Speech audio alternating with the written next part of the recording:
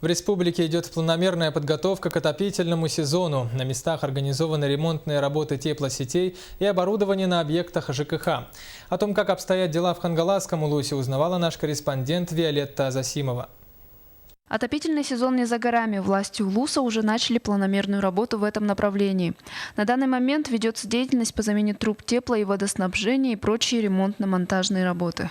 В апреле 2013 года у нас вышло постановление муниципального района Хангаласский улус номер 609-Р о готовности к началу отопительного сезона и создании улусной комиссии по подготовке к отопительному сезону 2014-2015 года, где определен состав комиссии, установлены сроки окончания ремонтно-подготовительных работ на объектах ЖКХ, предприятий энергетики и бюджетной сферы. Это у нас 1 сентября 2014 года.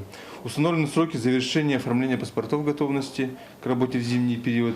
Для потребителей тепловой энергии это у нас 15 сентября 2014 года, для теплоснабжающих организаций и потребителей тепловой энергии это у нас 1 ноября 2014 года.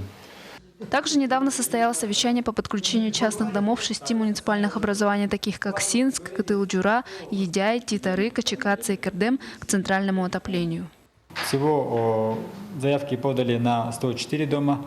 И основной вопрос у нас стоит по строительству магистральных сетей теплораспределительных. Сумма нам в этом году выделена всего 1,5 миллиона рублей.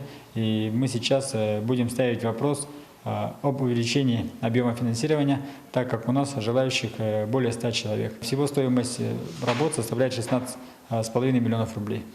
В этом году по плану в жилые дома тепло придет не позднее 7-8 сентября. На сегодняшний день к отопительному сезону Хангаласский улус готов на 40%. Виолетта Засимова, Александр Ярков, НВК «Саха», Хангаласский улус.